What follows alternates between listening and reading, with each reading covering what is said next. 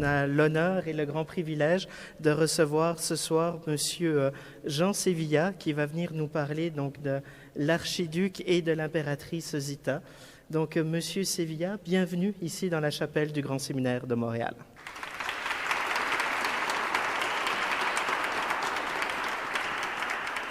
Donc maintenant, je vais laisser la parole à l'abbé Robert Gendreau qui va vous parler de notre invité de ce soir. Je vous souhaite une excellente soirée.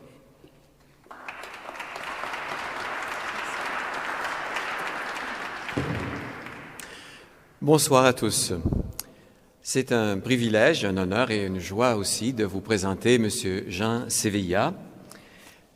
Pour ceux qui ne le connaîtraient pas, il est journaliste, critique littéraire, rédacteur en chef adjoint au Figaro Magazine, et cela depuis 35 ans. C'est un chercheur, c'est un historien. Je dirais un historien doublé d'un combattant. C'est aussi un père de famille. Il a le bonheur d'avoir 6 enfants, dont un fils d'ailleurs qui se prépare à devenir prêtre. Alors peut-être que la fondation du Grand Séminaire ne savait pas cela, mais ça convient tout à fait à la soirée que nous avons ce soir. Monsieur Sévilla a ceci de particulier qu'il jette un regard nouveau sur l'histoire, dans ce sens où il nous invite à avoir un regard sur l'histoire qui ne soit pas tout à fait construit avec nos prérequis d'aujourd'hui, mais plutôt d'essayer de comprendre le contexte historique de chaque époque. Alors, c'est doublement intéressant. Non seulement on a les faits, mais on a aussi le contexte. Une caractéristique particulière de Jean Sévilla, c'est qu'il ne veut pas, il cherche en tout cas à ne jamais se laisser soumettre à l'idéologie dominante. Donc, à ce titre-là, il fait un peu figure nouvelle et s'attire aussi quelques critiques. Évidemment, puisque quand on va contre la pensée dominante, ça ne réjouit pas toujours tout le monde. Cependant, ces livres ont un très fort succès en France et même partout dans le monde. Ce n'est pas tout de dire de Jean Sévilla qu'il est historien. Il faut préciser que c'est un historien passionné de la France. Et qui dit France dit catholique, n'est-ce pas? Cela vaut aussi, à mon humble avis, pour le Québec. Je termine en disant que M. Jean Sévilla est président de toutes les associations pour la béatification de l'impératrice Zita dans le monde. Monsieur Jean Sévilla. Je voulais donc d'abord remercier la Fondation du Grand Séminaire de Montréal de son invitation et des locaux somptueux qui sont mis à la disposition, de notre disposition ce soir dans cette chapelle pour cette conférence. Remercier évidemment aussi l'Association canadienne pour la béatification de l'impératrice Zita. J'aurai l'occasion d'en redire un mot tout à l'heure. Remercier M. l'abbé Gendron de son accueil amical et vous remercier tous ce soir d'être ici pour m'écouter, pour essayer de vous parler de deux personnages qui peut-être peuvent paraître lointains à certains égards et qui en réalité, à mon sens, ont un sens précisément très profond, une signification très profonde pour les chrétiens du XXIe siècle. Il y a les personnages de Charles et Zita d'Autriche, Charles le dernier empereur d'Autriche et Zita la dernière impératrice. Au-delà de leur vie propre, et dont je vais vous parler, leur inscription, précisément, le fait que l'empereur Charles soit bien heureux, que l'impératrice Zita soit l'objet d'un procès de béatification, donne à leur vie, à leur existence, un sens précis, et c'est celui que je voudrais essayer de vous faire comprendre, parce qu'au-delà de ces personnes, au-delà de leur destin propre, il y a un enjeu qui est un enjeu d'Église, qui est un enjeu de civilisation, qui inscrit ces personnages donc au cœur d'un certain nombre d'enjeux contemporains tout à fait capitaux. Donc, Charles et Zita. Charles et Zita. Zita est ici. Charles, il est au ciel, et l'impératrice aussi. Pourtant, ils sont unis, leurs destins sont unis. Ils l'ont été terrestrement, ils le sont spirituellement. Nous sommes ici pour parler prioritairement de Zita, d'une certaine manière, parce que son procès de béatification est en cours. Je vais vous expliquer pourquoi. Maintenant, ce mari et cette femme sont inséparables. Ils sont inséparables, ils le sont parce qu'ils ont été unis par les liens du mariage, et puis parce que leur leur destinée est une destinée commune.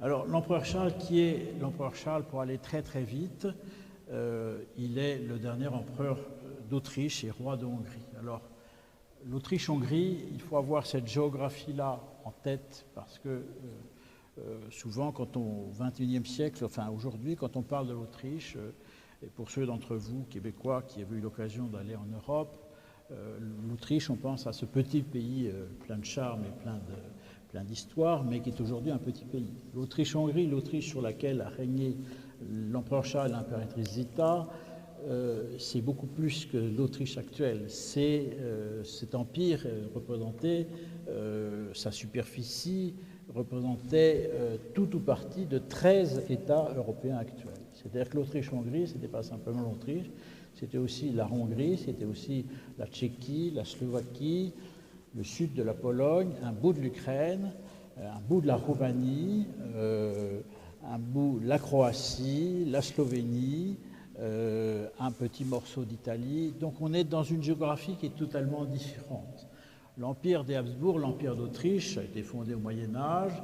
C'est un empire qui est en quelque sorte multinational. Il y a 12 nationalités qui composent cet empire. On y pratique une douzaine de langues, on y pratique toutes les religions. La dynastie, elle, est une dynastie d'origine germanique, dont l'allemand est la langue culturelle, mais les Habsbourg parlent toutes les langues de leur empire, qui est un empire, encore une fois, multinational. Et le génie, sans doute historique des Habsbourg, a été de savoir faire vivre ensemble des peuples, parfois des très petits peuples de 2-3 millions, des petites nations en quelque sorte, de savoir les faire vivre ensemble au sein de cet empire qui a été la source d'une grande civilisation, parce que la civilisation danubienne, depuis l'Autriche baroque du XVIIIe siècle jusqu'à l'Autriche de François-Joseph à la fin du XIXe siècle, c'est une des grandes civilisations européennes. Donc ce jeune empereur va venir naît Charles d'Autriche, le mari de Zita, est un Habsbourg, il est un héritier de cette grande famille, mais quand il vient au monde, il est un petit-neveu de l'empereur François-Joseph. Et normalement, dans l'ordre de succession au trône, ce n'est pas lui qui doit venir un jour empereur, parce que l'empereur François-Joseph a un fils, Rodolphe, qui se suicidera en l'occurrence à Mayerling, à la suite d'une histoire, c'est un personnage malheureusement déséquilibré, à la suite d'une histoire privée un peu compliquée.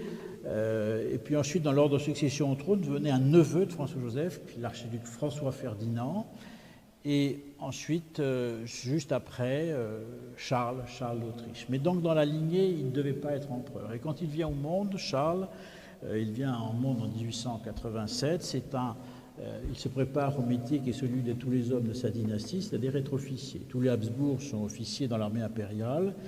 Et donc cet Habsbourg fait des études d'abord, et ensuite il devient jeune officier. Il commence comme lieutenant, sous-lieutenant même dans la cavalerie impériale, et il suit le cursus normal d'un jeune officier. Au fond, c'est un personnage qui, dans sa jeunesse, on a remarqué qu'il était très pieux, ses proches remarquaient qu'il était très pieux, mais ce n'est pas une figure particulière, a priori, il n'est pas destiné au trône, ou du moins très lointainement. En 1911, cet archiduc, thème d'archiduc, je rappelle, celui de tous les membres de l'Habsbourg, dans la famille de Habsbourg, on est archiduc, les hommes sont archiducs, sauf l'empereur qui devient empereur évidemment, et les femmes sont archiduchesses. Ce jeune archiduc va rencontrer une princesse, elle s'appelle Zita. La rencontre a lieu un peu avant 1911, elle est une Bourbon-Parme. Alors qu'est-ce que c'est que les Bourbon-Parme? Vous savez que Bourbon, c'était la famille de Bourbon, ce sont eux qui sont aussi à l'origine de la Nouvelle-France, Ils ont été vos rois il y a très très longtemps. Mais donc les rois de France étaient des Bourbons, c'est une des dernières dynasties dans la suite des rois de France. Et puis un jour, il y a une branche des Bourbons qui a régné sur l'Espagne. Et puis un jour, il y a une sous-branche des Bourbons d'Espagne qui est allée régner à Parme. Parme, c'est la ville d'Italie. Et donc il y a eu des princes de Parme, des ducs de Parme qui étaient des Bourbons. C'est ceux qu'on appelle les Bourbons de Parme. Et puis au XIXe siècle, à la deuxième moitié, les Bourbons de Parme ont été détrônés au moment de l'unité italienne, et ils se sont exilés en quelque sorte, ils se sont allés vivre en Autriche précisément. Et donc la famille de Bourbon-Parme vit en Autriche, vit près de Vienne, et un jour l'archiduc Charles, petit-neveu de l'empereur François-Joseph, donc rencontre la jeune princesse Zita, et va naître entre eux immédiatement un amour, qui est un amour évidemment humain, qui est un amour qui va faire en sorte, parce que l'empereur François-Joseph, il y avait des règles très strictes pour se marier à l'époque dans la famille de Habsbourg. Un Habsbourg ne pouvait épouser qu'une princesse issue de 16 rangs souverains, ce qui évidemment limitait un peu le choix. Il ne fallait pas tomber amoureux de n'importe qui, ou souvent, parfois, on épousait sans être amoureux. Charles et Zita font un mariage d'amour, ils vont se marier en 1911, ils vont faire un mariage d'amour, qui est un authentique mariage d'amour, mais pas d'amour simplement humain. Et tout de suite, il y a une phrase qui est très célèbre, que donnent tous les biographes, elle est authentique. C'est une phrase que Charles dit à Zita la veille de leur mariage, il lui dit « Maintenant, nous devons mutuellement nous aider à aller au ciel ». Maintenant, nous devons mutuellement nous aider à aller au ciel, c'est-à-dire que c'est poser le mariage, le sacrement de mariage, comme un moyen de sanctification. La sanctification par le mariage va être au fondement de la vie conjugale de Charles et de Zita. Le mariage comme moyen de sanctification entre les époux et comme moyen de sanctification ensemble, puisque tout chrétien est appelé à la sainteté normalement. Et donc cette exigence spirituelle qui épouse intimement un sentiment humain, un sentiment amoureux qui est évident, puisque ce mariage va être extrêmement fécond, ce qui suppose un amour humain, évidemment, chez Charles et Zita est indissoluble, c'est-à-dire que la conception, leur vision chrétienne du mariage est tout à fait, on ne peut pas la dissocier de leur amour humain. Mariage en 1911, et Charles, à l'époque, est jeune officier, il sert dans un nombre de garnisons dans l'Empire d'Autriche, d'abord en Tchécoslovaquie, puis dans le sud de la Pologne, enfin on le déplace un peu, voilà, comme un jeune officier. Et puis il va arriver un événement qui va évidemment bouleverser leur vie, c'est en 1914. En 1914, l'archiduc François Ferdinand, qui est le neveu de François-Joseph et qui est son successeur au trône, est assassiné. Il est assassiné à Sarajevo le 21 juin 1914 et vous savez sans doute que c'est l'événement déclencheur de la Première Guerre mondiale, qui aurait peut-être éclaté quelques mois plus tard sous un autre prétexte, mais toujours est-il que ça a été l'événement déclencheur de la Première Guerre mondiale. Pour Charles et Zita, c'est un événement considérable, c'est-à-dire que alors que Charles, son oncle, a été assassiné alors qu'il avait un peu plus de 50 ans, il avait normalement, dans l'ordre au trône, il avait 50 ans, à cette époque, même si on vit un petit peu plus jeune qu'aujourd'hui, mais enfin, François Ferdinand avait normalement 25 ans à 30 ans de vie devant lui. C'est-à-dire que ces 25 ans ou 30 ans auraient été donnés, si François Ferdinand avait vécu, on n'écrit pas l'histoire avec des si, auraient été donnés à Charles pour se préparer à devenir le successeur de l'empereur. Ce temps-là ne va pas lui être donné. Donc en 1914, Charles devient subitement le successeur de l'empereur présomptif en quelque sorte, et en même temps, puisque la guerre commence et puisqu'il est officier, il part pour le front. Donc sa vie change doublement, il est héritier du trône, héritier direct, or étant donné que François-Joseph à cette époque a déjà un grand âge, la perspective qu'il doit lui succéder dans un temps prochain est assez proche précisément, et Charles part pour le front. Sur le front, puisqu'il est archiduc héritier, il fait la guerre, et il la fait vraiment, c'est-à-dire qu'on ne l'emmène pas, on ne le laisse pas à Vienne dans les bureaux, il est vraiment un combattant, mais comme il est quand même archiduc héritier, son grand-oncle, l'empereur François-Joseph, lui confie une tâche précise, qui est d'observer comment se passe et la mobilisation et la guerre. François-Joseph avait l'intelligence de comprendre qu'un souverain ou un chef d'État, d'une manière générale, n'a pas toujours les bonnes informations parce qu'il y a un certain nombre de filtres politiques, administratifs, qui fait qu'il y a souvent, on ment au chef d'État parce que pour embellir la situation. François-Joseph voulait avoir une source d'information directe pour savoir comment se passait cette guerre. Et donc pendant les 2 années où il va verser, de 1914 à 1916, Charles est à la guerre, il y est vraiment sur le front, il exerce des commandements, il est évidemment monté en grade, il est général, etc. Mais il rend compte à son grand-oncle, et lui-même se fait sa propre idée de ce qui se passe dans cette guerre.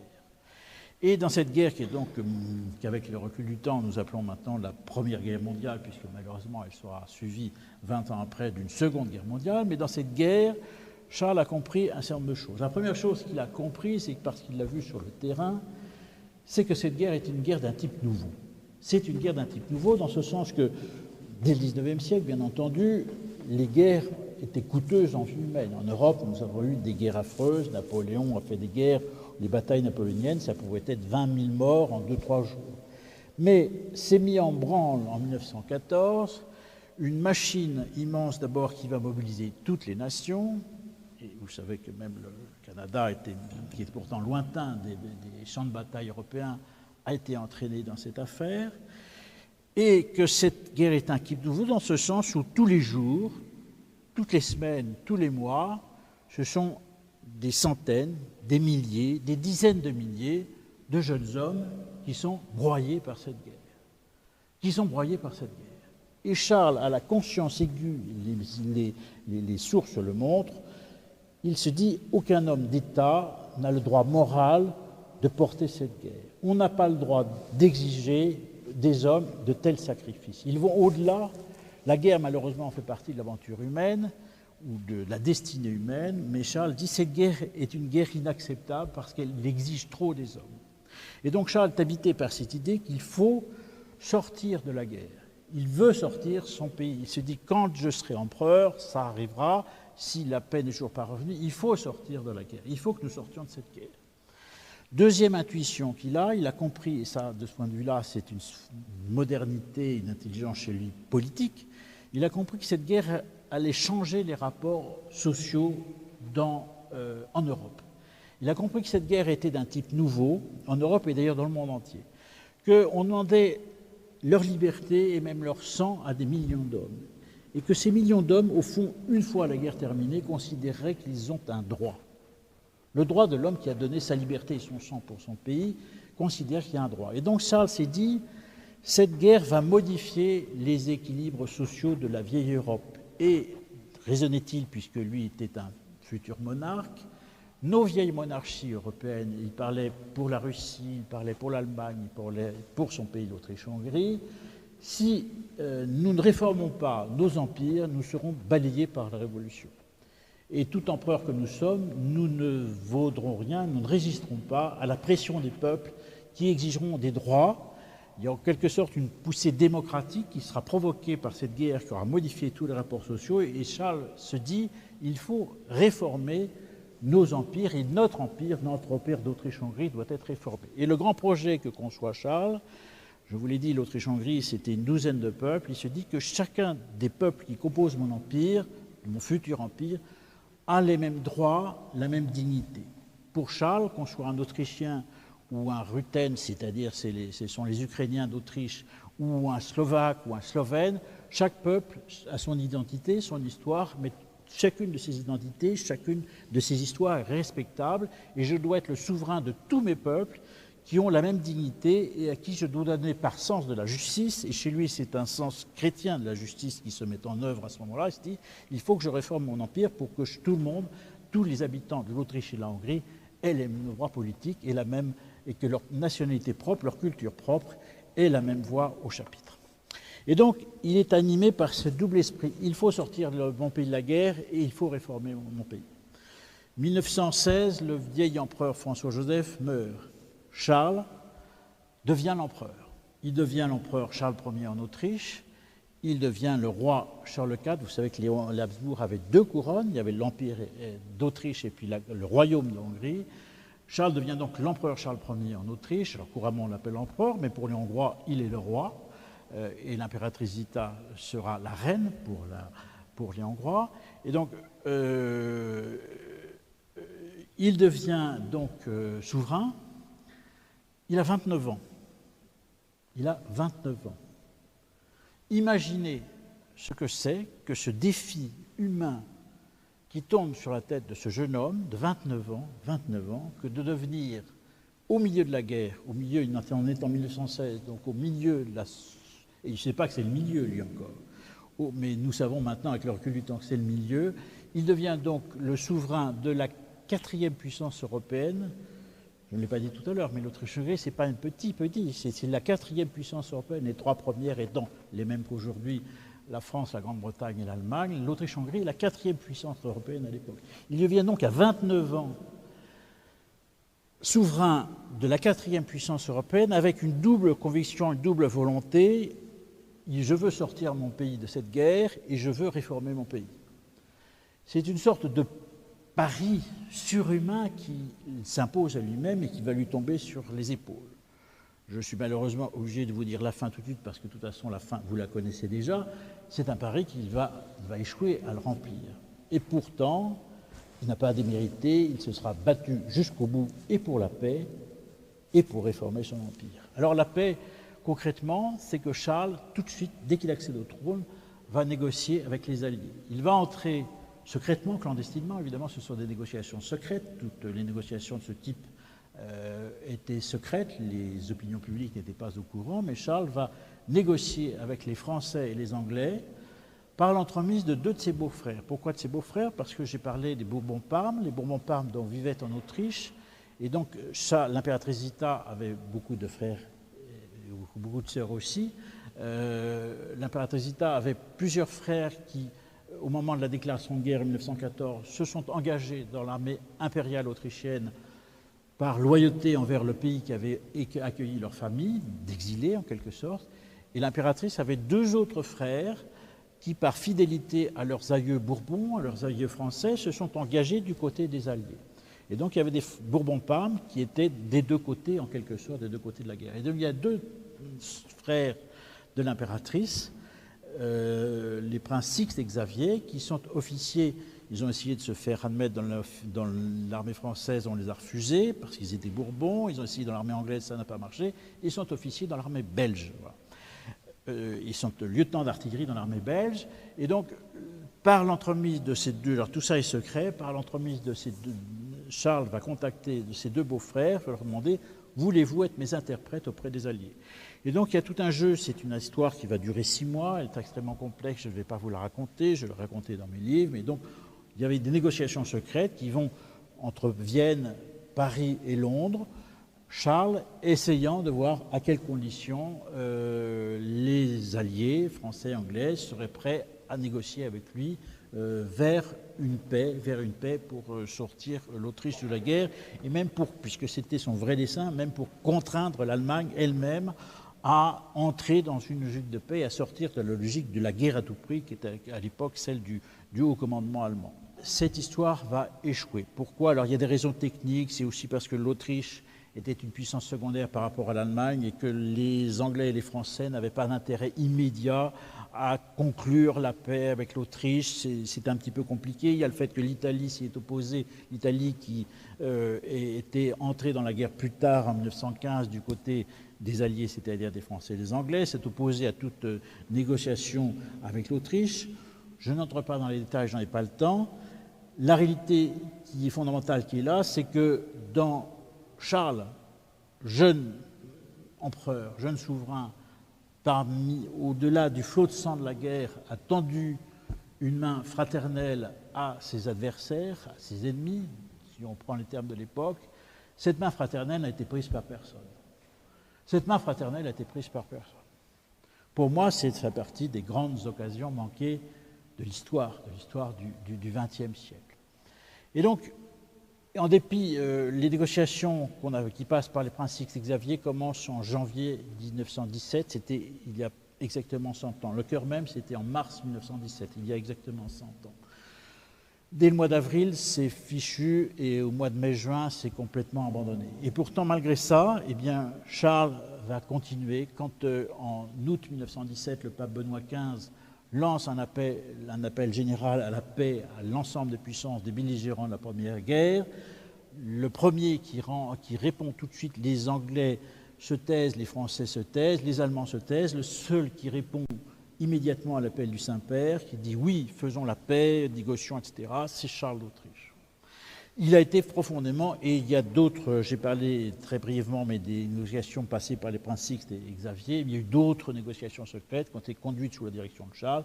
Jusqu'au bout, il a tenté de négocier avec ses adversaires pour voir dans quelles conditions il pourrait sortir de la guerre. Et toutes ces négociations ont échoué. Pourquoi elles ont échoué? Parce qu'il n'y avait pas de volonté de l'autre côté de l'écouter. Et moi qui suis français, eh bien, je considère que c'est une faute historique de mon pays d'avoir refusé de pousser ces négociations. La voie était étroite, ça n'aurait pas été facile, mais enfin, on n'a pas essayé, on n'a pas voulu. Et pour moi, c'est une des grandes, je le redis, c'est une grande occasion manquée de l'histoire. L'autre plan qui était de Charles, qui était de réformer son empire, eh bien, il a échoué aussi, parce qu'il voulait donner, je l'ai dit tout à l'heure, les mêmes droits à toutes les nationalités. En fait, c'était le siècle des nationalismes qui était en train de naître, et il y a eu des volontés sécessionnistes qui se sont affirmées au sein de l'Empire d'Autriche, certains voulant plus que les autres, pas voulant pas que les autres aient la même chose qu'eux, etc. Il y a eu des égoïsmes nationaux qui ont joué contre la volonté de l'empereur lui-même, et donc ces projets ont échoué. Il n'a pas échoué partout, il a échoué il y a un domaine où il a bien réussi, il faut le signaler parce que c'est important.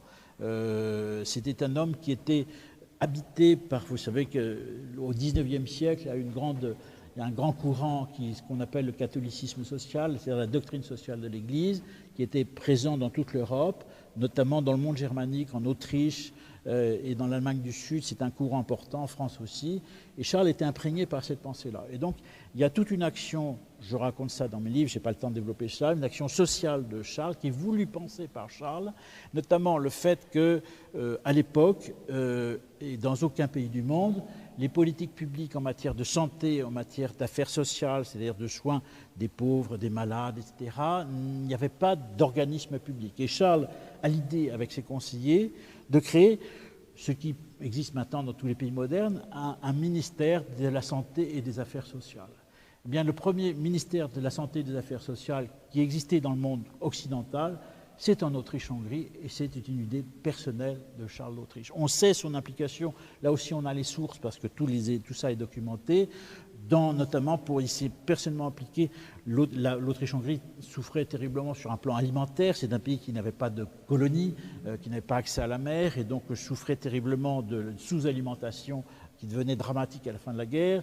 Et donc Charles s'est personnellement impliqué, il se faisait remettre un rapport quotidien pour voir comment est-ce qu'on allait nourrir la population civile de Vienne, qui était une grande ville déjà, et on manquait de tout, on manquait de farine pour le pain, etc. Et donc il y a une action personnelle de Charles qui s'implique là-dedans, et on sent bien que chez lui, c'est son sens chrétien qui joue, c'est par souci de la charité chrétienne, par souci de l'autre, par souci du prochain, qu'il s'implique dans cette affaire. L'histoire est malheureusement tissée parfois de drames et de révolutions. En 1918, l'Empire d'Autriche va s'effondrer. Il y a une sorte de mystère. Cet empire multinational a résisté pendant 4 ans de la guerre. Et les 4 années de la guerre, l'armée impériale a tenu bon. Je veux dire, pas seulement sur le plan militaire, des batailles gagnées, mais le ciment est resté, le ciment multinational, alors qu'on était au siècle des nationalismes, l'armée impériale qui était multinationale, composée d'une douzaine de nationalités, a tenu bon. Il y a une sorte d'effort de guerre qui était porté jusqu'au bout. Et puis tout d'un coup, comme quelqu'un qui a fait un effort trop grand, ça s'effondre. En octobre 1918, il y a une révolution qui va survenir, c'est-à-dire que l'armée impériale va s'effondrer, elle va perdre une grande bataille en Italie, et ça va être un effondrement, et qui provoque une sorte de débandade générale. L'armée impériale s'effondre et l'Autriche va être obligée de demander l'armistice aux Alliés, à peu de choses près concomitamment au moment où les Alliés vont signer l'armistice avec les Allemands. Et puis, il y a une décomposition de l'Empire, c'est-à-dire que dans chaque pays, les populations, je tiens à le dire, n'ont pas été consultées, mais dans chaque pays, il y a une sorte des politiciens, des hommes politiques qui se décident de prendre le pouvoir. Et c'est ainsi que les députés tchèques et les députés slovaques prennent langue ensemble, des hommes politiques, et décident on va faire un État ensemble qui s'appellera la Tchécoslovaquie. C'est ainsi que les Slovaques, les Croates, les Slovènes, pardon, les Croates et les Serbes vont fonder un État qui s'appellera plus tard la Yougoslavie, etc. Il y a un dépaissement général de l'Empire d'Autriche-Hongrie, et l'Autriche n'est plus réduite qu'à son territoire schématiquement, qui est encore son territoire en 2017, c'est-à-dire celui d'un petit pays, l'Autriche, qui se dote d'institutions républicaines. Tous ces pays deviennent des républiques. Et Charles a été obligé de renoncer au pouvoir. Les premières semaines, il s'installe dans un palais de la dynastie près de Vienne, et puis on va le forcer à l'exil. Pendant tout son temps de règne, il s'est battu pour son peuple, il s'est battu avec un dévouement, et surtout ce qui était frappant chez lui, c'était son extrême simplicité. C'était un homme extrêmement simple, qui n'aimait pas le faste, qui n'aimait pas le décorum, qui avait simplifié l'étiquette impériale au maximum. C'est un homme, il était constitutionnellement, il était chef des armées austro-hongroises. Il a tenu, pendant ces 2 années de règne, de 1916 à 1918, il a passé là aussi tout ça est documenté, parce qu'on a les archives contiennent, on connaît pratiquement son emploi du temps. Il a passé un tiers de son temps sur le front, auprès de son armée, auprès de ses armées, pour remonter le moral des troupes, pour les soutenir, pour les encourager et pour décorer aussi les hommes. Il a décoré personnellement des milliers de soldats. On a beaucoup de photos d'ailleurs de ça. Et il avait, c'est plus qu'un symbole, c'est plus qu'un détail, il avait un geste qui lui était propre, c'est-à-dire quand il décorait des soldats, il accrochait la médaille sur la vareuse du soldat, puis après, il lui faisait une petite tape sur l'épaule comme on fait une bourrade à un copain. Vous voyez, c'est un geste assez simple. Oui, mais c'est un geste simple qui choquait notamment dans la haute société viennoise, qui trouvait que cet empereur manquait d'allure par rapport à François-Joseph, qui était très... voilà. La simplicité de Charles lui a été reprochée. Elle lui a été reprochée, sa simplicité, on lui a reproché sa volonté de chercher la paix, même si à l'époque c'était secret, mais il y a un moment où ça a été révélé, et même son propre ministre des Affaires étrangères était contre les volontés de Charles de rechercher la paix. Au fond, ça a été, pendant ces 2 années de règne, il a été un homme très seul, très seul. Son soutien, c'était sa femme, l'impératrice Zita. Alors Zita, constitutionnellement, dans l'Empire d'Autriche-Hongrie, elle n'avait aucun pouvoir. Elle était reine couronnée, il n'y avait pas de couronnement pour les empereurs d'Autriche, il y en avait un pour les rois de Hongrie. Donc Charles et Zita ont été couronnés à Budapest le 30 décembre 1916 comme roi et reine de Hongrie, qui est un serment du sacre chrétien. Ce serment du sacre, ils ne l'ont jamais pris à la légère. Il y a un engagement qui est un engagement solennel du roi et de la reine de Hongrie d'être au service de leur peuple et de servir leur peuple sous le regard de Dieu. C'est un serment qu'ils ont complètement intégré personnellement, qu'ils ont vécu et ils ont pris leur mission, nous sommes souverains, pour être au service de nos peuples. Pas au service de nous-mêmes, au service de nos peuples, au service des autres. C'est-à-dire, c'est le service du prochain, c'est toujours, on retrouve ce sens de la charité chrétienne, qui est l'expression politique, en l'occurrence, de l'engagement de Charles et de Zita. 1918, la monarchie s'écroule. On les force d'abord ils s'installent près de Vienne, et puis la République d'Autriche trouve qu'ils sont un peu encombrants, parce qu'il y avait quand même des Autrichiens qui étaient restés fidèles à la dynastie, donc on décide de les exiler. Ils partent pour la Suisse. Ils vont s'installer en Suisse où ils vont vivre 3 ans. Il faut dire qu'en fin 1919, c'est plus qu'un détail, la fortune des Habsbourg, leurs biens patrimoniaux, leur patrimoine familial a été entièrement saisi par la République d'Autriche et par les États successeurs, la Tchécoslovaquie, la Croatie. Là où partout où il y avait des palais ou des biens qui appartenaient aux Habsbourg, ces biens ont été saisis par les États. C'est-à-dire que Charles et Zita se trouvent dépouillés de leurs biens propres. Alors on pourra dire ça fait partie des aléas et des changements politiques, mais le système dynastique veut qu'une famille qui a une fonction politique, c'est aussi une famille. Évidemment, on leur a pris non seulement, c'est-à-dire que les grands palais viennois, par exemple, qui étaient des biens de la dynastie, sont devenus des grands palais de la République. On pourrait dire une forme de continuité politique, mais c'est tous leurs biens personnels, y compris leurs biens patrimoniaux personnels, qui ont été saisis. Donc, à partir de 1919, Charles et Zita sont dépouillés. Ils sont partis pour la Suisse avec une valise de bijoux, qui ne sont pas les bijoux de la couronne. Les bijoux de la couronne sont toujours à Vienne, vous pouvez toujours les admirer au palais de la Hofburg. Le jour où vous irez prendre des vacances en Autriche, vous pourrez visiter ça, c'est merveilleux, c'est de l'histoire européenne, c'est très beau. Ils sont partis avec une valise de bijoux, qui sont des biens familiaux propres, et en Suisse, ils sont installés. Mais on ne passe pas du jour au lendemain, il faut aussi avoir ça en tête. On ne passe pas du jour au lendemain du statut d'empereur et impératrice d'Autriche au statut de monsieur tout le monde. On ne vit pas comme tout le monde quand on a été empereur d'Autriche. Donc quand ils s'installent en Suisse, il y a encore autour d'eux une petite cour, une cour en exil, qui est à peu près de 100 à 150 personnes. Il y a des officiers qui sont au service de l'empereur, il y a des dames de compagnie, il y a des domestiques, etc. 150 personnes que l'empereur doit faire vivre sur sa cassette propre, mais sachant qu'il n'a plus de cassette. Les bijoux avec lesquels ils sont partis vont être vendus au fur et à mesure des besoins. Charles n'était pas un homme d'argent. Un jour, un homme se présente à lui, lui dit « Sire, je vais vendre vos bijoux au meilleur prix, vous me les confiez ?» Oui, Charles dit, il confie la moitié des bijoux. Évidemment, l'homme a disparu, les bijoux avec. Une escroquerie, évidemment. C'est à ce à quoi on reconnaît aussi les saints, c'est qu'ils ne s'occupent pas d'argent. Mais voilà. Donc il y a une sorte de dépouillement qui commence à marquer, il faut comprendre ça, chers amis, parce que ce n'est pas évident. Nous sommes habitués, nous sommes ici, à être un certain nombre, nous sommes des gens, monsieur, madame, tout le monde. Mais passer du statut d'empereur au statut de citoyen ordinaire, c'est un passage psychologique, il faut l'accepter, il faut le vivre. Ce n'est pas simple. Or lui, elle, eux, ils l'ont vécu. Et ils ont su le vivre.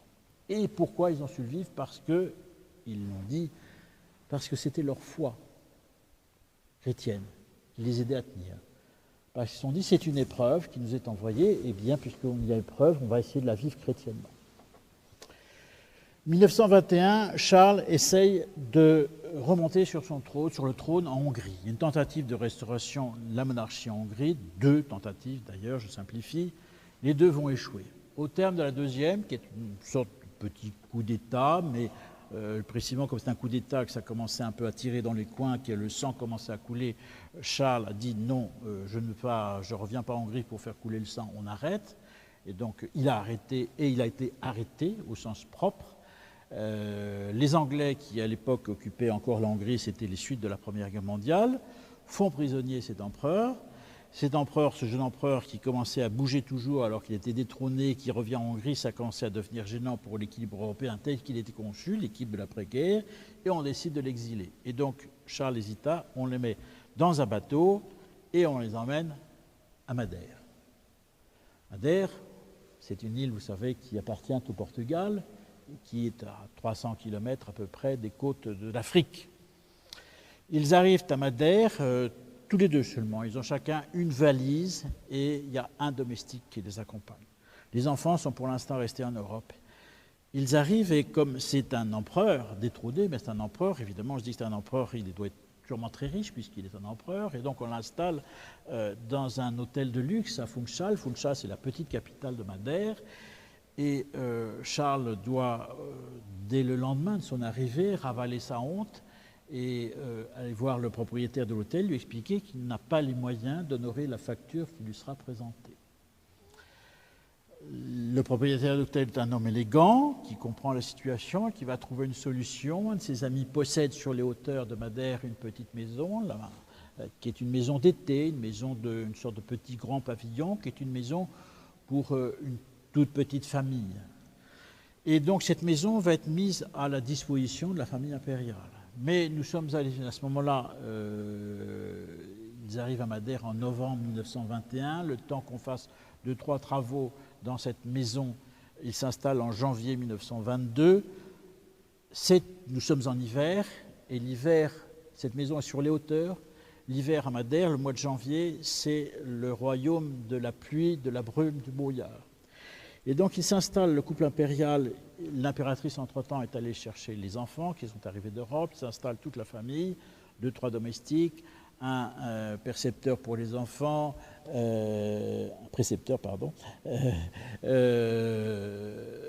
s'installe, il s'installe, il y a une vieille tante, enfin bref, il s'installe à une vingtaine de personnes dans une maison qui est faite pour 6 personnes.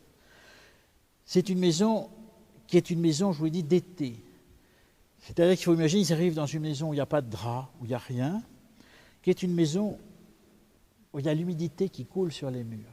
L'humidité qui coule. Ils se couchent dans des draps qui sont des draps glacés et humides. Il n'y a pas de bois. Le peu de bois qu'il y a est un bois vert qui fume. Et ils s'installent là. Et on a les témoignages, parce qu'on a même les témoignages des domestiques, qui là, les 2 domestiques qui étaient travaillés là, qui ont dit « Leur Majesté ne se plaignent jamais. Ils ont faim. Ils ont faim au sens propre. Ils n'ont pas d'argent. Ils n'ont pas d'argent. Ils mangent des légumes, des choses ordinaires que leur donnent des petits paysans qui vivent autour, qui ont compris que cette famille est une famille un peu spéciale, particulière, mais voilà. Ils ont faim. 4 ans plus tôt, ils étaient empereurs et impératrices d'Autriche, et là, ils sont au bout du monde, abandonnés de tous, abandonnés de l'Europe. On les a relégués là-bas, ils ont faim et ils ne se plaignent pas. Et ils ne se plaignent pas pourquoi? Parce qu'ils sont toujours dans cette optique. On nous envoie une épreuve, et cette épreuve, il faut la vivre comme un chrétien doit vivre une épreuve, en l'offrant pour quelque chose. Et donc, ils vont vivre cet exil comme une épreuve terrible. Mi-mars 1922, l'empereur Charles va un jour faire une promenade à pied. En l'occurrence, il descend à Funchal à pied pour acheter un petit jouet, tout petit jouet, parce qu'il n'y a pas d'argent pour un de ses fils, dont c'était l'anniversaire le lendemain. Il remonte le lendemain, il grelotte, il a pris froid, il est tombé malade. Alors, il n'y a pas eu d'autopsie qui a été faite. De quoi a-t-il été malade? Est-ce que c'est la grippe? Est-ce que c'est une sorte d'inflammation pulmonaire? On ne peut pas le dire exactement. Toujours est-il qu'au bout de 3 jours, il a une température de 40-41 degrés et cette température ne va pas descendre. Au départ, on n'envoie pas chercher un médecin parce qu'un médecin coûte cher, il n'y a pas d'argent. Au bout d'une semaine où l'empereur est quand même à 40 degrés, l'impératrice est très inquiète, on envoie un médecin, chercher un médecin qui lui-même va faire venir un 2e confrère, qui lui-même va faire venir un 3e confrère. Les médecins ne vont pas arriver à sauver Charles d'Autriche. Charles d'Autriche, ces derniers jours vont être des jours d'agonie, atroce. Sur un plan physique, ça a été par rapport aux moyens médicaux de l'époque, on lui a fait des choses qui font extrêmement souffrir. Et je veux dire, son corps était plus qu'une plaie parce qu'on faisait des ventouses, enfin des choses qui n'existent plus aujourd'hui. Il a terriblement souffert. Et il offre ses souffrances. Ils ont leur aumônier, puis ils ont toujours eu un aumônier, ils ont toujours eu la messe quotidienne, évidemment. Les derniers jours, il va vivre son agonie avec le Saint-Sacrement exposé devant son lit. Le 1er avril 1922, à 12h23, il va rendre son âme à Dieu. Charles d'Autriche rend son âme à Dieu. On a les mots de son agonie parce que tout ça a été noté. Il a dit « J'offre mes souffrances pour que mes peuples se retrouvent. » C'est d'ailleurs les peuples qui composaient autrefois l'Empire des Habsbourg. Et puis il offre ses souffrances aussi pour sa femme, pour ses enfants. Le récit de sa mort est un récit qui est plus que poignant. C'est un récit, il est évidemment poignant, mais il voit une élévation d'âme, une profondeur spirituelle qui est saisissante et qui est aussi celle de l'impératrice Zita. Le 1er avril 1922 à 12h23, Zita se retrouve veuve. L'empereur Charles est mort, il avait 34 ans. Elle a 30 ans. Elle se retrouve veuve à 30 ans, au bout du monde, sans ressources, et elle est enceinte de son 8e enfant, qui sera une petite fille, l'archiduchesse Élisabeth, qui n'aura jamais connu son père. L'impératrice Zita va s'habiller de noir, et elle restera habillée de noir jusqu'à sa mort en 1989. L'impératrice Zita va entrer à ce moment-là dans une autre phase de sa vie. Elle est mariée avec son mari, qui n'est plus là, mais pour elle, il est toujours là. Maintenant, nous devons mutuellement nous aider à aller au ciel. Puisqu'il est au ciel, il est toujours, elle sera toujours avec lui. Dans une communion spirituelle, dans une communion conjugale qui se maintient, qui se perpétue par-delà la mort et qui est tout à fait saisissante. L'impératrice, donc, se trouve devant... Elle a un moment d'effondrement humain, c'est évident. Et puis elle s'est reprise très vite, très vite. C'était une femme qui avait un courage extraordinaire. Et elle se trouve donc devant une autre phase de sa vie. Il y a eu la phase du bonheur, les années, au fond, d'avant la Première Guerre mondiale, le mariage avec ce jeune prince, jeune et beau, jeune officier, c'était encore la société du rêve. Il y a eu les années d'épreuves qui ont été les années de la guerre. Il y a eu les années... L'épreuve commence à finir à partir du moment où ils sont contraints à l'exil. Et puis là, Zita, elle a tout perdu. Elle a perdu son mari, elle a perdu son empire, sa couronne, elle a perdu sa fortune, mais ce n'est pas la fortune en soi qui l'intéresse. Mais encore que c'est compliqué d'être mère de famille de 8 enfants quand on n'a pas de revenus. Et donc, comment cette femme, à 30 ans, endosse une nouvelle vie qui est une vie qu'elle va porter pendant plusieurs décennies. Elle va être à la fois mère de famille, essentiellement, évidemment, et en même temps, d'une certaine manière, père de famille. Je mets des guillemets, évidemment. C'était une femme très féminine. Mais enfin, elle a voulu, dans l'éducation de ses enfants, elle a été, à un moment donné, celle qui incarnait l'autorité, y compris l'autorité paternelle, puisque le père n'était plus là. L'éducation de ses enfants... elle va l'amener sous plusieurs axes. Le premier, l'aîné Otto, elle va l'éduquer pour la politique. Otto, qu'on a appelé Otto de Habsbourg, qui est un personnage qui a compté dans la politique européenne, qui a beaucoup voyagé dans le monde entier, beaucoup au Canada, beaucoup aux États-Unis et dans le monde entier, qui a compté dans la politique européenne des années 60 aux années 70, il a été parlementaire européen aussi, c'est un homme qui a compté. C'est un homme qui a été éduqué pour la politique, il a été éduqué pour succéder à son père. L'impératrice était restée dans une logique de restauration monarchique, ne sachant pas quand ça arriverait et si ça pouvait arriver, mais en tout cas, il fallait que la famille de Habsbourg continue, et donc elle a élevé son fils pour être un homme politique. Et puis les cadets, avec une intelligence aussi de son temps, elle a compris, elle dit, écoutez, le monde a changé, le monde a changé. Vous êtes archiducs, soyez toujours des archiducs, soyez dignes de vos ancêtres, soyez fiers de vos titres. Maintenant, le monde a changé, il va falloir que vous travailliez.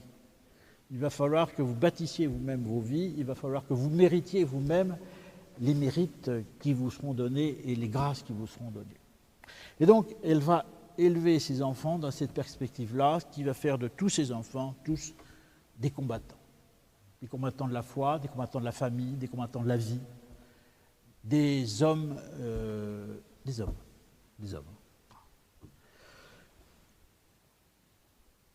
L'impératrice, je dis, on est attend 8e enfant, elle va tout d'abord quitter Madère très vite, parce que Madère, au fond, c'est des souvenirs terribles pour elle. Elle est cousine avec le roi Alphonse XIII d'Espagne, puisque les rois d'Espagne sont des Bourbons, il y a un cousinage lointain. Donc elle est accueillie à Madrid, où elle va accoucher de son enfant qu'elle attendait, qui naît 1 mois et demi après la mort de son père. Mais là, comme elle ne veut pas être... elle se considère comme la régente de la maison d'Autriche, en attendant que son fils soit majeur, son fils Otto soit majeur, et donc elle ne veut pas être dépendante de la maison d'Espagne, de la couronne d'Espagne. Elle décide donc de s'installer en Espagne, au Pays basque espagnol, pas très loin de la frontière française, et elle acquiert une maison où là, elle va accepter avec beaucoup d'humilité. Alors ils vont vivre avec beaucoup de pauvreté et de simplicité. mais il faut bien vivre quand même. Et donc, il y a un certain nombre de grandes familles austro-hongroises qui étaient restées fidèles à la dynastie, qui se sont cotisées discrètement, mais tout ça, il y avait un intendant qui faisait l'intermédiaire, qui vont se cotiser pour aider l'impératrice à vivre. Voilà. Et donc l'impératrice Zita va vivre pendant un certain nombre d'années de la charité de fidèles de la dynastie, et elle accepte cette aide, considérant que ça vient d'Autrichiens ou de Hongrois, que c'est pour élever la famille impériale. Donc elles vivent d'abord au Pays Basque espagnol jusqu'en 1929. En 1929, les enfants commencent à grandir, il faut qu'ils suivent des études, puisqu'elle veut, l'impératrice veut qu'ils travaillent. Et donc, comme il y a deux langues de communication familiale qui sont l'allemand et le français, l'impératrice décide de s'installer en Belgique. Belgique à cause du français. Les archiducs vont donc être inscrits au fur et à mesure qu'ils vont grandir à l'université catholique de Louvain, en Belgique. Et donc, en 1929, la famille impériale s'installe là. En 1940, alors pendant toute cette décennie d'avant la guerre, en 1930, Otto est devenu majeur, et à partir de ce moment-là, officiellement, l'impératrice Zita ne fait plus de politique. Le chef de la maison de Habsbourg, c'est Otto de Habsbourg, son fils aîné, qui s'occupe de politique, qui fait de la politique. Il y aura tout un combat de Otto de Habsbourg que je n'ai pas le temps d'en parler ici, mais c'est un sujet tout à fait passionnant, qui sera un des animateurs de la résistance au nazisme dans les années précédant l'occupation, l'annexion forcée de l'Autriche par l'Allemagne en 1938, et après, Otto va être l'animateur de tout un courant de résistance au nazisme et de maintien de liens entre les différents peuples qui composaient autrefois l'Empire des Habsbourg. On ne va pas parler de lui ce soir, ce n'est pas le sujet. L'impératrice donc est mère de famille, elle continue, puisqu'il y a une différence. Ces 8 enfants s'étalent sur un nombre d'années. 1940, les Allemands envahissent la France, la Belgique. Les Habsbourg sont obligés de fuir. Ils fuient à travers la France, l'Espagne, le Portugal. Et de là, du Portugal, ils décident de partir pour l'Amérique. L'impératrice va s'installer tout d'abord près de New York, où elle va rester quelques mois. Et puis, comme ces 4 plus jeunes enfants n'ont pas terminé ou pas commencé pour certains leurs études supérieures, l'impératrice veut toujours qu'ils fassent des études, et bien, elle va choisir le Québec. Elle va choisir le Québec, et donc l'impératrice va s'installer au Québec, à Québec. Et les 4 plus jeunes enfants de l'impératrice Zita vont être étudiants à l'université Laval à Québec. L'impératrice va vivre là jusqu'en 1949. Pendant tout ce temps, les années de guerre, on a les témoignages, donc elle vit à Québec dans une maison qui existe toujours partiellement. C'est une maison qui était tenue par une congrégation religieuse, les Sœurs de Jeanne d'Arc. On a tous les témoignages, c'est la très grande pauvreté. C'est la très grande pauvreté. On a l'exemple elle avait une lointaine cousine qui était la femme du gouverneur du Canada de l'époque, qui est un jour allée prendre le thé chez elle. L'impératrice a servi le thé à la personne qu'elle recevait, elle-même a pris un verre d'eau. Elle a pris un verre d'eau parce qu'il fallait économiser le thé. Quand on en est à économiser le thé, qu'est-ce que c'est que le thé? C'est 3 feuilles. Je veux dire, quand on en est à économiser le thé, c'est pour vous dire le niveau de pauvreté dans lequel elle a vécu. Elle fait d'assez nombreux séjours, dès cette époque, dans des abbayes bénédictines, près de Montréal, et près de Québec, des abbayes bénédictines. Voilà. L'impératrice est attirée par la vie contemplative. Et en même temps, c'est une femme active. C'est une femme dont la spiritualité est très marquée, au fond, par la spiritualité bénédictine. Saint-Benoît, la règle Saint-Benoît, vous savez, c'est ora et labora, prie et travail. Eh bien, c'est au fond, c'est une règle de vie qui a été toute la vie de l'impératrice Zita, prie et travail. Elle a beaucoup travaillé et elle a énormément prié, évidemment. Elle est intéressée donc par la vie bénédictine. Pendant ces années, leur travail, donc elle prie. C'est une femme qui, évidemment, est allée à la messe, je n'ai pas besoin de le dire, à la messe tous les jours de toute sa vie, très souvent, quand elle le pouvait, 2 fois à la messe tous les jours. Évidemment, je dis ça comme des banalités, parce que pour elle, c'était l'air que l'on respire, évidemment, le chapelet quotidien, évidemment, au minimum, 1 heure d'adoration eucharistique quotidienne. Tout ça, ce sont les minimums. On a ici l'imprégnation de la piété, de la foi d'une femme qui était, mais comme son mari, parce que Charles était comme ça aussi, ils ont vécu à ce rythme-là, qui vivait entièrement comme chrétienne, sous le regard de Dieu, et qui s'est coulée, je dirais, dans les règles de l'Église, dans les pratiques de l'Église, dans la façon dont l'Église nous apprend à prier. Elle s'est immergée dans cette façon de vivre avec un grand bonheur et avec comme quelque chose qui pourrait couler de façon la plus naturelle qu'elle soit. Pendant les années de guerre, grande pauvreté, vient l'après-guerre 1945, c'est la paix. L'Autriche, c'est un pays qui a été détruit par la guerre. L'Autriche qui maintient en 1945, qui renouvelle son avis d'exil des Habsbourg. Les Habsbourg n'ont pas le droit de pénétrer en Autriche. C'est une loi de 1919 qui est renouvelée, reconduite en 1945. L'impératrice, pour autant, et elle est au Québec à ce moment-là, organise à Québec, mais aussi au Québec et dans l'ensemble du Canada et aussi aux États-Unis, des tournées de conférences où elle raconte ce qui se passe en Europe, où elle n'a que des témoignages indirects, puisqu'elle-même n'y est pas, en est partie et a quitté l'Europe en 1919. Elle raconte comment vivent les Autrichiens, comment vivent les Hongrois, etc. Mais les Hongrois, très vite, sont tombés sous la coupe du communisme, puisqu'en 1949, la Hongrie devient une république populaire. Et donc l'impératrice organise des tournées de conférences où elle recueille des dons soit en argent, soit en nature, au profit de la population autrichienne. Et tout ça, ça se passe au Québec. Et la maison de l'impératrice Zita à Québec devient une sorte de grand hangar où s'empilent des kilos de vêtements. Alors il y a des religieuses qui viennent aider à travailler, remettre tout ça en état, nettoyer, recoudre, etc. ce qu'il faut. Il y a les scouts et les guides du Québec qui viennent aider. Et il y a des containers entiers qui partent à partir de la maison de l'impératrice, enfin c'est toute une organisation, je simplifie, mais qui partent pour l'Europe, au profit de la population autrichienne, au profit de la population d'un pays qui continue à maintenir son interdiction, et aux archiducs qui ont voulu rentrer en Europe et qui sont rentrés en Europe et l'Autriche les a expulsés, et qui maintient son interdiction à l'impératrice Zita. Donc avec un dévouement total, elle use son temps, son énergie, enfin elle l'utilise au profit de la population d'un pays qui la rejette en quelque sorte. Donc, exemple admirable de don de soi, passant par-delà l'ingratitude des dirigeants autrichiens de l'époque. 1949, tous les enfants ont quitté le domicile familial. L'impératrice n'est plus qu'avec sa vieille maman, qui l'avait rejointe au Québec. Elle décide quelques années, elle va retourner aux États-Unis parce que plusieurs de ses fils vivent aux États-Unis pour être proche de ses enfants. Et puis en 1953, elle va retourner en Europe, elle va vivre en Europe.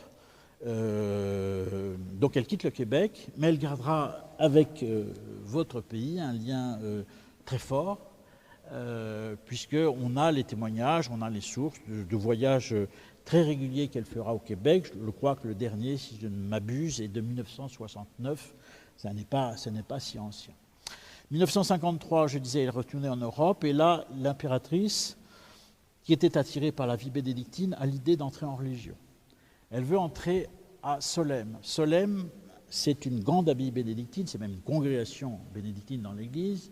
Mais Solesmes, c'est dans l'ouest de la France, près d'une ville qui s'appelle Le Mans.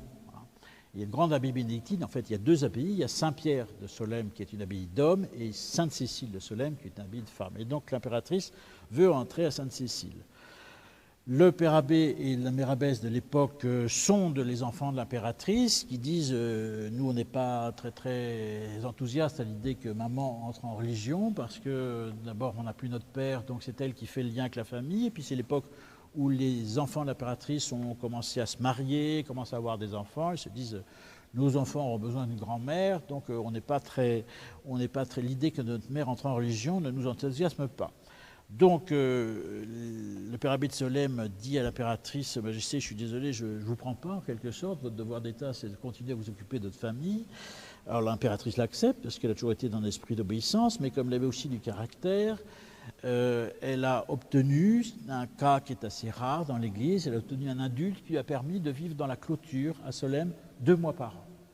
Donc pendant 2 mois par an, l'impératrice, sans avoir prononcé aucun vœu, en restant une laïque, si vous voulez, sur un plan strict, vivait dans la clôture à Sainte-Cécile de Solesmes, comme une moniale, c'est-à-dire participant à tous les offices, épluchant les haricots quand il fallait les éplucher, enfin menant la vie d'une religieuse.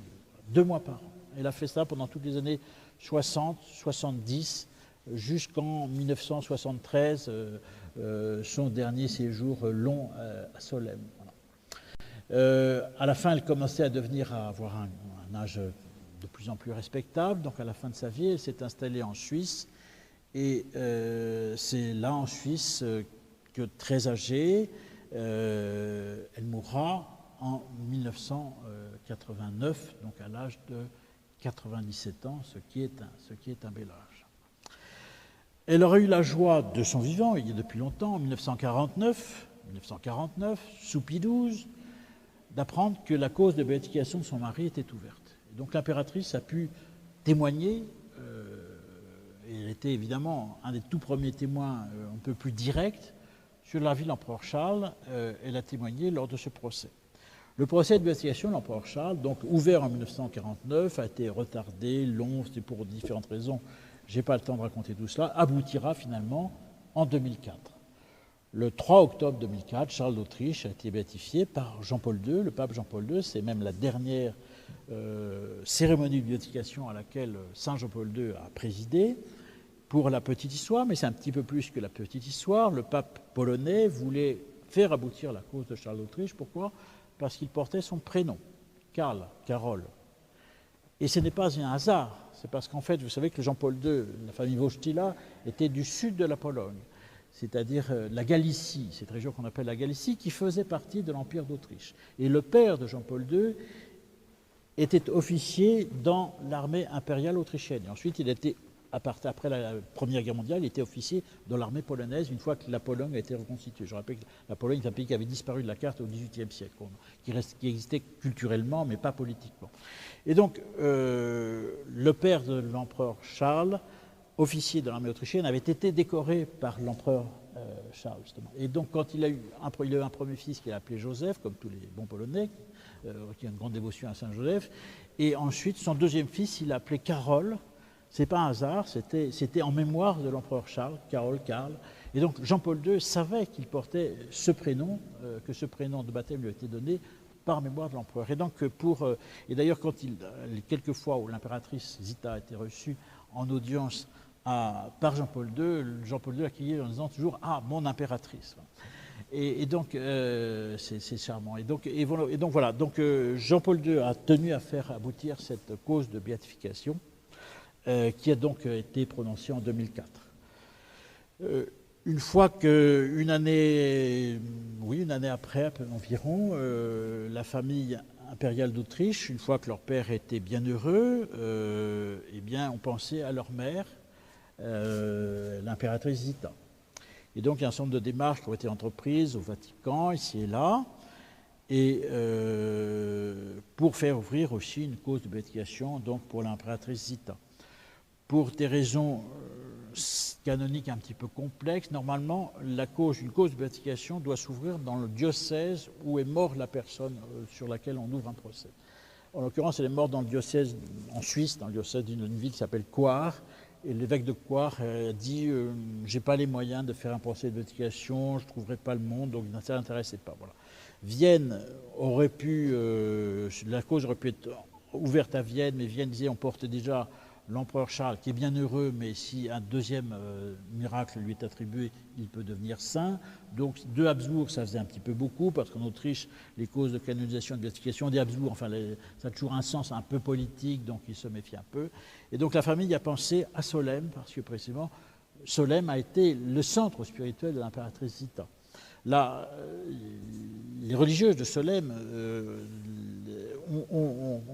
ils ont quelque sorte un grand cahier où ils ont toutes les interventions, toutes présences, qu'elles soient par écrit ou par téléphone, de l'impératrice Zita. La toute première manifestation de l'impératrice Zita à Solesmes, c'est quand elle avait 8 ans. Et la dernière est quelques semaines, en 1989, un dernier appel téléphonique quelques semaines avant la mort de l'impératrice. Donc l'impératrice a été extrêmement... Solesmes était vraiment son centre spirituel. Et donc la famille a pensé à Solesmes. Le Père Abbé de Solesmes qui est non seulement un monastère en France, mais au-delà de ça, c'est une congrégation, et la congrégation de Solesmes, c'est une des 3 grandes congrégations bénédictines dans le monde, et le Père Abbé de Solesmes est le supérieur à sous sa juridiction 32 monastères en Europe, en Amérique, en Afrique, il y en a un peu partout. Voilà. Et donc le Père Abbé de Solesmes, Don Dupont, a dit oui, d'accord, pour porter la cause de l'impératrice. Et donc le Vatican a donné son aval, et donc la cause s'est ouverte en France, dans le diocèse du Mans, de cette ville du Mans, le Mans qui est donc la ville préfecture, la ville la plus importante près de l'abbaye de Solesmes. Et donc en 2009, la cause s'est ouverte officiellement dans le diocèse du Mans.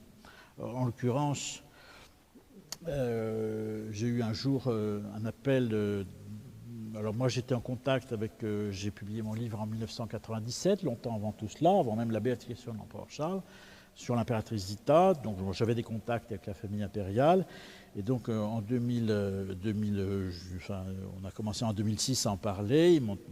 J'ai eu un coup de fil d'un archiduc qui m'a dit « Est-ce que vous voulez nous aider pour travailler à la béatification de en l'occurrence c'était ma grand-mère, puisque non c'était sa mère, c'était l'archiduc Rodolphe. Voilà. Donc j'ai dit oui, bien sûr, si je peux faire quelque chose, je vous aiderai. Voilà. Ensuite, plusieurs mois après, j'ai été convié à une réunion où il y avait Don Dupont, le Père Abbé de Solesmes et l'archiduc Rudolf d'Autriche, neveu que vous connaissez puisqu'il est déjà venu parler chez vous, il va revenir dans quelques mois. Ils m'ont dit voilà, on va lancer on lance la cause de béatification et il faut fonder une association qui va porter la cause. Et est-ce que vous voulez bien, s'il vous plaît, en être le président? Alors quand vous avez un Père Abbé de Solesmes et un archiduc qui vous demande quelque chose comme un service, c'est un petit peu difficile de dire non. Donc j'ai mis le doigt dans cet engrenage, ne sachant pas jusqu'où ça allait m'emmener, mais je ne regrette rien. Mais donc voilà, donc je suis en effet une cause de béatification. Il faut donc ce qu'on appelle l'acteur. L'acteur, c'est nous, association pour la béatification de l'impératrice Zita. L'acteur, c'est celui qui, dans l'Église, c'est celui qui porte une cause.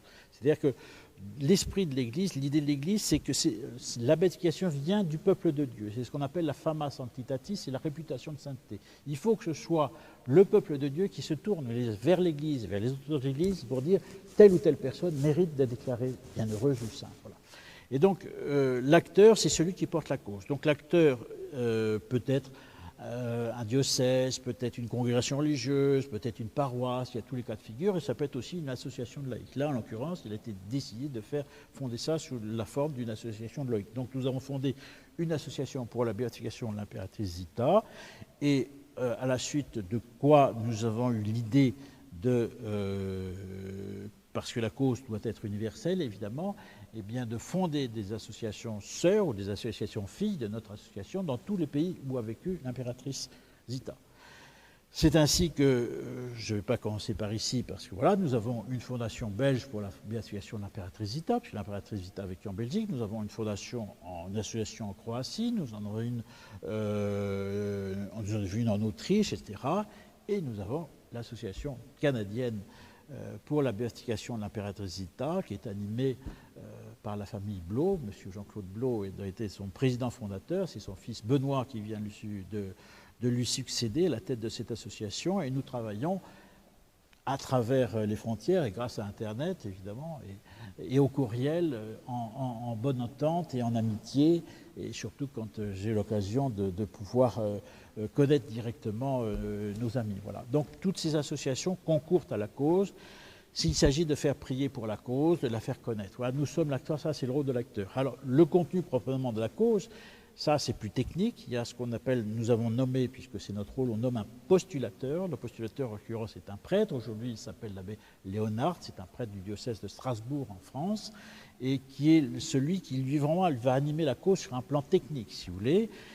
Il y a aussi un tribunal ecclésiastique, il y a des censeurs théologiques, c'est tout un mécanisme, toute une procédure assez lourde, complexe, longue, parce qu'il y a des auditions de témoins, et pour l'impératrice Zita, on a arrêté d'ailleurs, ils ont arrêté 34, il y a eu 34 témoins, des gens qui ont connu personnellement l'impératrice Zita, à qui on a posé, je crois, de mémoire, 354 questions. Alors l'audition d'un témoin, c'est pas sur un coin de table, vous avez un quart d'heure témoigné sur l'impératrice Zita, ça dure 2 à 3 jours. C'est-à-dire que le témoin, on lui pose 354 questions, ce qu'il dit est secret. Et donc moi-même, je ne suis pas au courant de ce qu'ont dit les témoins. Ces documents sont secrets. Je signale par parenthèse que dévoiler avant la fin d'une procédure de béatification le contenu des pièces du procès vaut peine d'excommunication. Donc comme je n'ai pas envie d'être excommunié, je ne sais pas de savoir, mais tout ça est secret. C'est une procédure, même le postulateur n'est pas au courant de ce que disent les témoins. C'est très intéressant. C'est très intéressant parce que c'est du droit, en fait. L'Église, notre Sainte Mère, l'Église, il n'est pas pour rien qu'elle se sont centrée Rome, parce que l'Église fonctionne sur un droit qui nous vient de Rome, de la puissance de la civilisation romaine, et donc tout est codifié, il y a des règles, et c'est ce qui donne sa grandeur, et en même temps ce qui donne son exigence, parce que les exigences sont terribles, parce qu'évidemment, si on prouvait qu'une seule cause a été mal instruite, ou qu'il y a eu quelque chose de frauduleux, mais je dirais que c'est tout le système qui peut s'écrouler depuis 20 siècles. Si vous voulez. Ça veut dire si un saint qui est un faux saint, ça veut dire que pourquoi ne serait-il pas tous? Donc c'est une procédure extrêmement rigoureuse. Et donc, voilà, il y a toute cette manette-là. Et moi, encore une fois, nous, associations, nous ne sommes pas au courant du contenu même de ce qu'ont dit les témoins. Il y a des censeurs théologiques qui lisent tout ce qui a été publié par l'impératrice, etc. Donc, notre travail à nous, associations, c'est de faire prier pour cette cause, c'est de réunir de la documentation là où on est, dans les pays où a vécu l'impératrice. Il y a toujours une famille qui a connu l'impératrice, qui a dans son grenier 5 lettres de l'impératrice. Il y a peut-être quelque chose à en prendre. Il y a toujours une congrégation religieuse qui a été visitée par l'impératrice, qu'on compte également. Vous voyez. Donc nous, on ramène tout ça et on l'envoie au postulateur dans ce travail de faire tout ça, qui lui-même l'envoie au tribunal ecclésiastique, qui lui-même le donne au censeur théologique. Enfin, c'est toute une procédure assez complexe. Voilà. Notre rôle à nous est un rôle, je vais dire, séculier, c'est de faire connaître la cause, de faire prier pour elle, et aussi, alors, il ne faut pas que ça vous choque, mais c'est une donnée qu'il faut connaître, c'est aussi de recueillir de l'argent. On va dire, pourquoi recueillir de l'argent? Mais ce n'est pas pour nous payer des voyages à Tahiti, c'est parce qu'une cause de béatification, c'est du travail. Et du travail, eh bien, ça suppose un investissement, un peu d'argent. Parce que, par exemple, nous, quand notre postulateur va en Amérique, ça lui est arrivé pour voir telle ou telle communauté religieuse qui avait des éléments, etc., d'archives, évidemment, on va lui payer son billet d'avion, il ne va pas le payer de sa poche. Voilà. Oui, donc ce sont des frais techniques, si vous voulez, mais qui sont des frais indispensables. Je dis ça parce que parfois, certains sont un peu choqués à l'idée pourquoi donner de l'argent pour une béatification. Mais si, malheureusement, nous sommes l'Église est sainte, mais nous ne sommes pas les chrétiens ne sont pas des purs esprits. On passe par des moyens humains, et ces moyens humains supposent aussi, évidemment, un petit peu des moyens financiers. Et donc voilà, nous travaillons. Alors pour l'instant, un procès de béatification se déroule en 2 phases. Il y a une phase diocésaine, et ensuite, quand la phase diocésaine est close, eh bien, le dossier repart, et il y a une deuxième phase, la phase dite romaine, c'est-à-dire que le dossier est transmis à Rome, à la Congrégation des causes des saints, et où là, il y a un deuxième procès qui reprend toutes les pièces du procès. Il y a actuellement 3000 causes qui sont en attente à la Congrégation des causes des saints. Donc c'est un petit peu long. Alors les choses s'accélèrent depuis 20 ans, parce que l'informatique aussi, ça paraît bête à dire, mais l'informatique a permis des progrès dans ce domaine-là, parce qu'avant, il fallait tout retranscrire, autrefois c'était à la plume, ensuite à la machine à écrire, la plus simple. Aujourd'hui, les moyens techniques ont permis d'accélérer la procédure. Alors, peu importe tous ces détails, mais encore je pense qu'ils vous intéressent, parce que ça vous donne les choses concrètes. Donc, cette cause-là, pourquoi cette cause-là? C'est ça, je vais terminer, parce que je ne voudrais pas prolonger trop longtemps et abuser de votre patience. Pourquoi cette cause-là? Qu'est-ce que Charles et Zita d'Autriche ont à nous dire, à nous chrétiens du XXIe siècle? Au-delà de leur personne. Leur personne, bon, il était empereur, elle était impératrice. Vous savez que l'Église béatifie ou canonise, enfin, la condition sociale de la personne qui est l'objet ou le sujet d'un procès de béatification ne compte que pour autant que l'Église réfléchit, est-ce qu'il a fait son devoir et exercé sa mission en tant que chrétien. Vous comprenez ce que je veux dire, c'est que Charles d'Autriche a été béatifié, ce n'est pas une décision de nature politique, ce n'est même pas une décision de nature historique. Il n'a pas été béatifié parce qu'il était empereur. Ce n'est pas non plus un jugement sur est-ce que c'était bien la monarchie des Habsbourg ou pas. Ça, ce n'est pas le rôle de l'Église. L'Église se prononce pour dire est-ce que Charles d'Autriche, parce qu'il était chrétien, a bien fait son métier d'empereur en tant que chrétien. Si Charles d'Autriche, le même homme, avait été ouvrier dans une usine, elle se serait demandé est-ce que cet homme-là a bien fait son travail d'ouvrier en tant que chrétien. Oui. Donc la condition sociale n'est qu'un élément secondaire. Évidemment, il est pris en compte dans une enquête, mais ce n'est pas l'élément central. Donc c'est la personne, c'est le chrétien, c'est le baptisé qui est jugé, c'est sa vie. Alors pourquoi est-ce que l'Église a jugé que Charles d'Autriche méritait d'être bienheureux et qu'il est bienheureux? C'est pour sa vie chrétienne d'abord, je lui dis, sa vie personnelle, sa vie sacramentelle, sa vie de prière. C'est pour ces exemples, son action en tant qu'empereur. Je veux dire, il y a un décret, hein, donc ça c'est pas moi qui l'invente, c'est l'Église qui le dit. Son action pour la paix pendant la Première Guerre mondiale, qui relevait de l'ordre de la charité chrétienne, son action de justice au sein de ces peuples, ces volontés de réforme que j'ai brièvement évoquées, ça aussi c'est un élément. Et tous ces éléments-là ont fait que Charles d'Autriche a mérité d'être bienheureux. C'est un modèle de père de famille, ça peut être un modèle de chef d'État chrétien. Les chefs d'État chrétiens ne courent pas les rues, excusez-moi, je ne fais pas de politique ici, mais enfin, on va dire, pour être gentil et rester charitable, que ça ne court pas les rues, chef d'État chrétien. Donc, c'est un modèle, son épouse. Alors, pourquoi son épouse? Son épouse, c'est pour sa vie personnelle, sacramentelle, sa vie de prière. C'était une femme de prière. Je l'ai dit, tous les deux,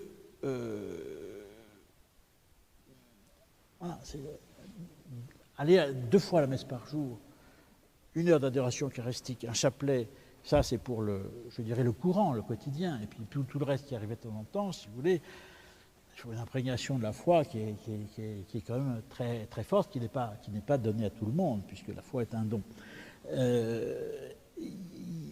Il y a donc sa vie, il y a le fait qu'elle a été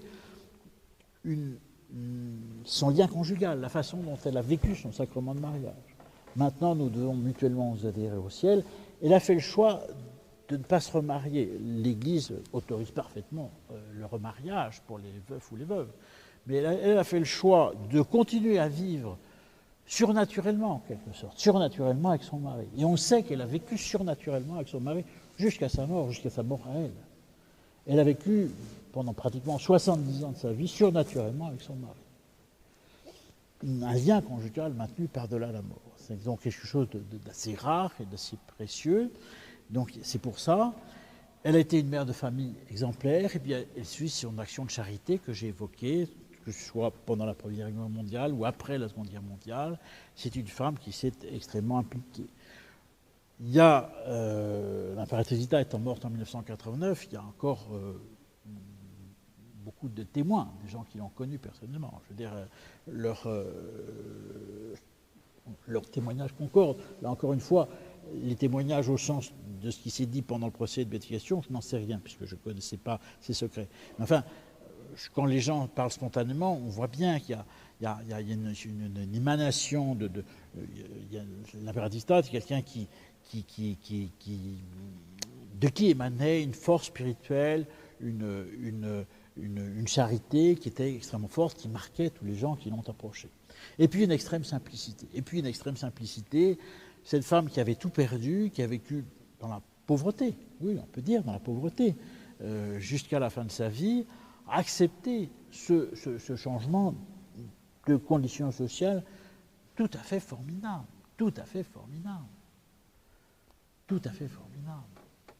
Avoir été impératrice d'Autriche et ensuite avoir faim, Je vous dis encore une fois, c'est un renversement de conditions sociales qu'il faut savoir vivre et accepter. Or, elle l'a vécu et accepté parce qu'elle l'a toujours dit. Ce qui lui permettait de tenir le coup, c'était sa foi chrétienne.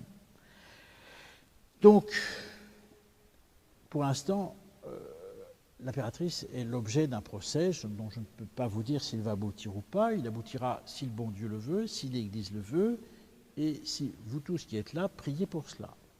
Vous qui êtes là et tous ceux qui dans le monde suivent cette cause. Je veux dire, c'est d'abord parce qu'il faudra un miracle. Il faudra un miracle. Vous savez que pour une béatification, il faut un miracle reconnu par l'Église. Pour une canonisation, il en faut 2. L'impératrice Zita sera bienheureuse si un miracle est reconnu par son intercession. Un miracle dans l'Église, c'est une guérison miraculeuse, non explicable par la science, mais authentifiée scientifiquement. Là aussi, les procédures sont d'une extrême rigueur.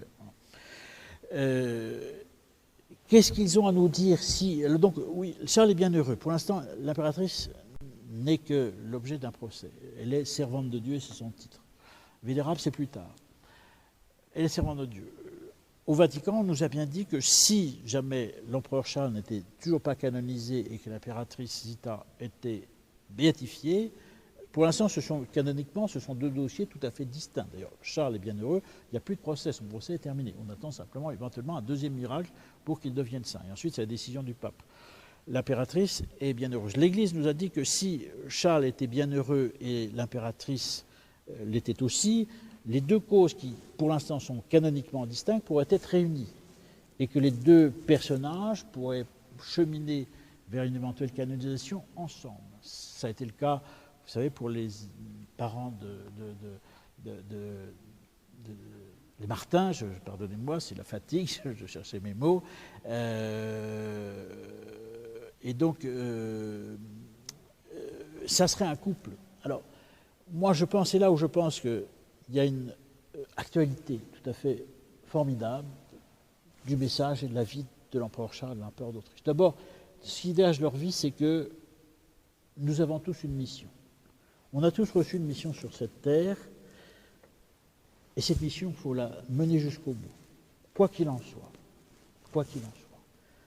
Qu'on soit empereur, qu'on soit ouvrier, on a une mission à remplir. Il faut la remplir. On a un rôle, une place. Il faut remplir cette mission. Le 2e élément, c'est que on doit être, c'est évident pour un chrétien, mais ce n'est pas évident à vivre, c'est évident à proclamer en principe, dans la pratique, ce n'est pas si simple. Mais on doit vivre pour soi, on doit vivre pour les autres. L'exercice de la charité. L'exercice de la charité est la plus haute vertu, nous apprend saint Paul, nous apprend l'Écriture. La charité passe tout. La foi, l'espérance et la charité, mais la charité, dans les vertus théologales, est très au-dessus du reste. Voilà. Or, Charles et Zita ont été des exemples de charité.